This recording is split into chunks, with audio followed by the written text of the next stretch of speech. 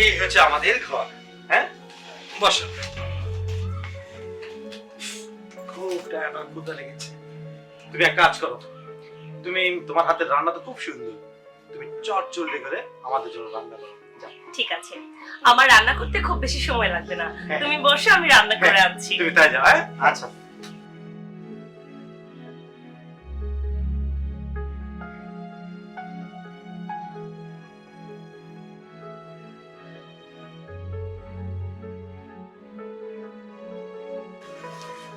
কি গো, এখানে গ্যাসের চুলো কোথায়? আরে গ্যাসের চুলা কই পাবে? এখানে গ্যাসের চুলোতে রান্না করা হয় না। তবে? গ্রামে হ্যাঁ, চলো অন্য রকম করে রান্না করতে হয়, আমি তোমাকে শিখিয়ে দেবো। হ্যাঁ, চলো।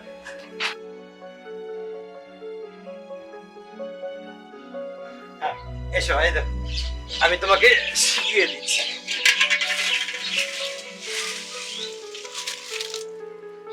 এই দেখো,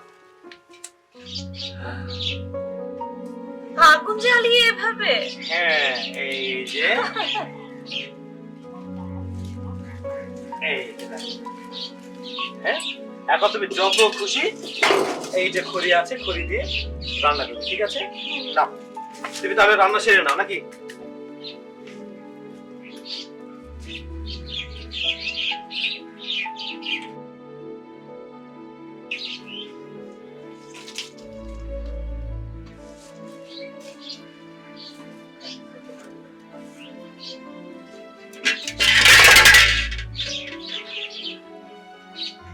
আরে কি হলো, কি হচ্ছে? ইস রে। এটা দিতে গিয়ে পাতিলটা পড়ে গেছে। আচ্ছা আচ্ছা, ঠিক আছে, তুমি এসো, এদিকে এসো, ওঠো। এসো, এসো।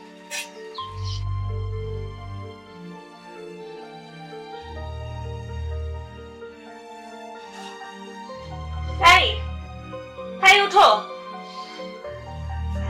উঠো, কি হয়েছে আবার? উঠো তুমি।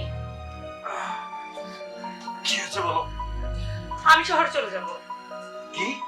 চলো, আমাকে নিয়ে তুমি শহরে চলো। আমি এই 7টা দিন গ্রামে আমার নিজের সাথে যুদ্ধ করে কাটিয়েছি। এভাবে রান্না করা যায় বলো তো? আমার হাত পুড়ে গেছে, আগুনের তাপ লাগে, আর ধোঁয়া কালি, আমার স্কিন খারাপ হয়ে যাচ্ছে। আমি এভাবে গ্রামে থাকতে পারবো না, প্লিজ প্লিজ। আমি হাঁপিয়ে উঠেছি।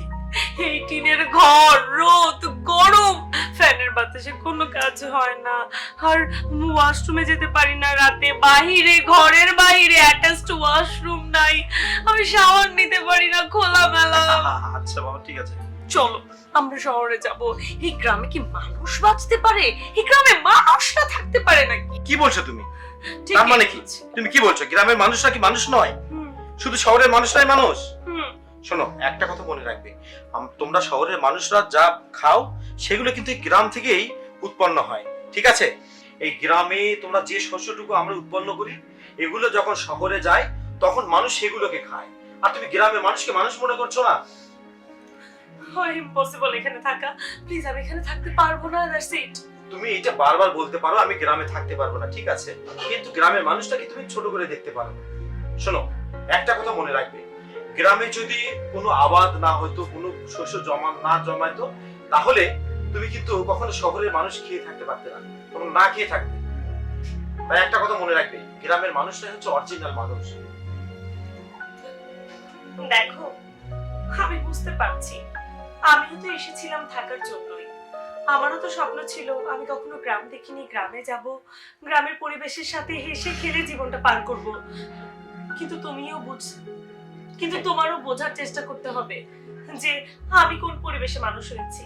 আমি অ্যাডজাস্ট করতে পারছি না। হ্যাঁ বাবা, আমি বুঝতে পারছি যে তোমার একটু কষ্ট হয়েছে। হ্যাঁ, আর আসলে তোমার এখানে থাকাটা অনেক কষ্টকর। আমি গ্রামকে অসম্মান করছি ঠিক তা নয়, আমি অ্যাডজাস্ট করতে পারছি না। আমি এভাবে বড় হইনি। হ্যাঁ, আমি বুঝতে পারছি, কারণ তুমি যে পরিবেশে মানুষ হয়েছো এখানে তোমার থাকাটা অনেক কষ্টকর। তাহলে চলো আমরা শহরে ফিরে যাই। আজকে তো আসলে সম্ভব নয়, মা বাবা তো বাসায় নেই, ওনারা কালকে আসলে আমরা, আজকে রাতে একটু কষ্ট করো, উনি আসলে আমরা ধরো কালকে বিকেলের মধ্যে রওনা দেবো। কেমন?